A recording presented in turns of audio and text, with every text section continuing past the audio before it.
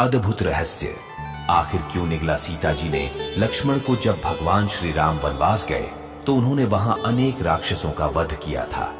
जब भगवान श्री राम ने रावण का वध करके पुनः अयोध्या लौट कर आए थे तो उनके स्वागत में पूरी नगरी को एक दुल्हन की तरह से सजाया गया और उनके आगमन को एक उत्सव के रूप में मनाया गया। अयोध्या आने के बाद माता सीता को इस बात का ख्याल आया कि वन में जाने से पूर्व उन्होंने मां सरयू अर्थात सरयू नदी से यह वादा किया था कि यदि वे अपने पति और देवर के साथ सकुशल अयोध्या वापस आ जाएंगे तो सरयू नदी की पूजा अर्चना करेंगे। इसी कारण माता सीता सरयू नदी की पूजा करने के लिए देवर लक्ष्मण को साथ में लेकर रात्रि में सरयू नदी के किनारे पर गए।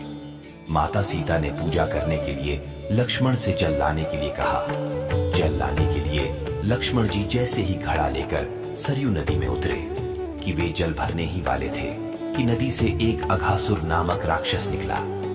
ये राक्षस लक्ष्मण जी को निगलने ही वाला था कि भगवती स्वरूपा माता सीता ने यह दृश्य देखा और लक्ष्मण जी को बचाने के लिए उन्होंने अघासुर के निगलने से पहले स्वयं ही लक्ष्मण को निगल लिया।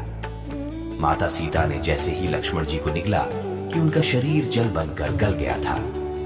इस संपूर्ण दृश्य को महाबली हनुमान जी देख रहे थे, क्योंकि हनुमान जी अदृश्य रूप से माता सीता सात सरयू तट पर आए थे। उसके बाद हनुमान जी ने उस तन रूपी जल को एक घड़े में भरकर भगवान श्री राम के सम्मुख ले लाए और सारा वृतांत श्री राम को सुनाया। मर्यादा पुरुषोत्तम श्री राम जी ने हनुमान जी की बात सुनी और हंसकर बोले कि हे मारुति नंदन, सभी राक्षसों का वध मैंने कर दिया है, लेकिन अघासुर नाम के इस राक्षस को भगवान शिव का वरदान प्राप्त है, इसीलिए यह मेरे द्वारा नहीं मारा गया है। इसे भगवान शिव के वरदान के अनुसार जब त्रेता युग में सीता और लक्ष्मण का तन एक तत्व में बदल जाएगा तब उसी तत्व के द्वारा ही इस राक्षस का वध होगा और उस तत्व का रुद्रावतारी हनुमान के द्वारा अस्त्र रूप में प्रयुक्त किया जाएगा।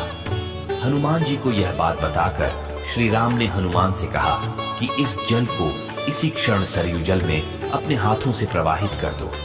इस जल के सरयू के जल में मिलने से अघासुर का वध हो जाएगा और इसी के साथ ही सीता तथा लक्ष्मण पुण्य अपने शरीर को प्राप्त कर सकेंगे। श्री राम के अनुसार हनुमान जी ने घड़े के जल को गायत्री मंत्र से अभिमंत्रित करके सरयू नदी के जल में डाल दिया। जैसे ही उस गड्ढे का जल सरयू नदी में मिला वैसे ही नदी में भयंकर ज्वाला जलने लगी और उसी ज्वाला में अघासुर जलकर भस्म हो गया।